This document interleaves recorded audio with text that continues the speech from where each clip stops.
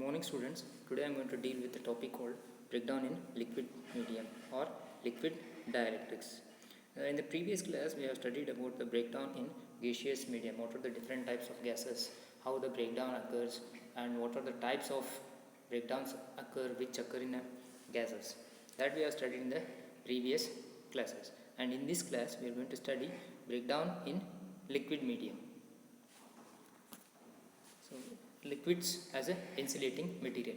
So liquid dielectrics are more useful in a insulating material than either solids or gases. So and these liquids and solids are usually 10 to the power of 3 times denser than gases. When you compare with the gases, this is 10 to the power of 3 times denser. So oil, and if you come to oil, that is the best example for liquid. Oil is the best example. If you can consider a transformer oil, that transformer oil is about 10 times more efficient than air or nitrogen in its heat transfer capability when used in the transformer. That is the best example, and that is also called as a mineral oil. And this most commonly used liquid insulating oils are mineral oils, N-hexane, N-heptane, castor oils, silicone oils, transformer oils, liquid nitrogen, etc. But all these oils will be having a different breakdown strength. For example, N-hexane is having a 1 megawatt per hour. It's a breakdown strength. 1 megawatt per centimeter is the breakdown strength of N-hexane. N-heptane is also different, and castor oils are also different. So in our transformer we are going to use a mineral oil. Next, the liquids are expected to give very high dielectric strength of order 10 megavolt per centimeter. In actual practice, the strength obtained are only of the order of 100 kV per centimeter. This is the maximum range, that is 10 MV per centimeter, and all these, the mineral oils, N-hexane, N-heptane, castor oils, silicone oils, transformer oils, liquid nitrogen, so will be in the range of kilovolt per centimeter. You can also transfer it to millimeter also, it depends. And major impurities in liquids.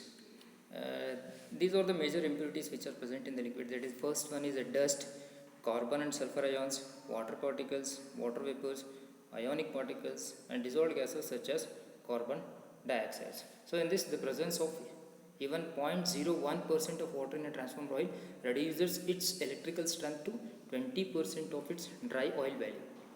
Means if 0.01% of water is in the transformer oil reduces its electrical strength.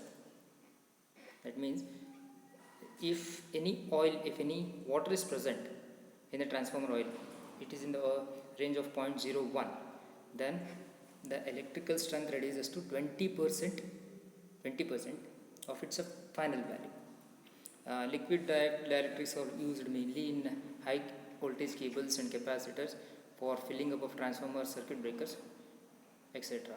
And liquid dielectrics are also act heat transfer agents in transformers and as an arc quenching medium in circuit breakers.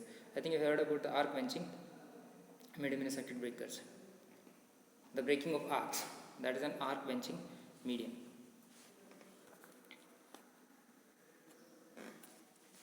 Breakdown in liquids. So these are the two types. In general, two types breakdowns. First one is suspended particles in liquids or impurities present in the liquids. These are suspended particles which are present in the liquids, like carbon particles, sulfur particles, ionic impurities, water droplets and water vapors, dissolved gases. These carbon particles will be appearing after burning of an oil. Sulfur particles, it will be present in the water. For example, if water is present in an oil, the sulfur will be present in that. So ionic impurities, if there is any salt content, then will be ionic presence of ions. Next is water droplets, bubbles, and water vapors. When it heats, it starts evaporating. That will become in vapors, and dissolved gases and mixed gases. So those will come under suspended particles in liquids. Next is the formation of bubbles and cavitations. So temperature and pressures of liquids distance of separation gap between the electrodes, nature of materials, surface of electrodes, and viscosity. So all these parameters will come under formation of bubbles and cavitations. That is, the bubbles will be formed on the surface of the liquid. Whenever we are going to test liquids, the bubbles will going to form. So depending upon that, the strength, the width and the height, we will going to decide what is the strength of that oil or the bubble. And the viscosity, it is just a thickness of an oil. So next is, so these are the various theories which is there for your syllabus. These suspended particle theory, cavitation and bubble theory, stress, oil, volume, mechanism or theory. These are very important for exam point of view. So next is suspended particle theory. This is an equation. It's a generalized equation, that is F is equal to R cube epsilon 1 epsilon 2 and the variable is dE by dx. You can have a look at this.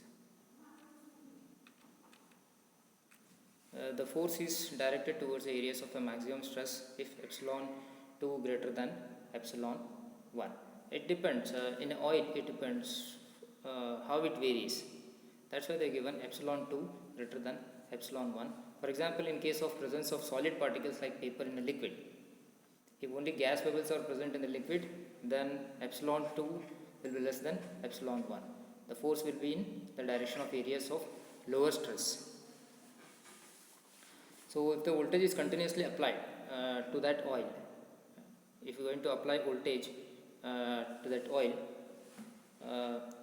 or for a duration of 5 to 10 minutes or 5 to 8 minutes, then this force drives the particles towards the areas of maximum stress.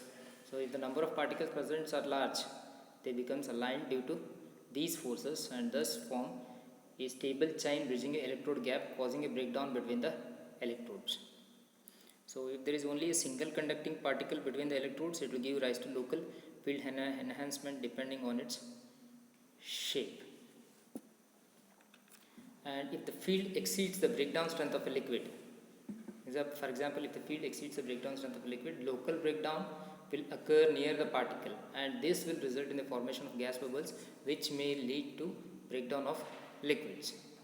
So, and the impurity particles reduce the breakdown strength, and it was also observed that the larger the size of the particles, the lower will be the breakdown strength. That means if the particle size is larger, the breakdown strength will be less.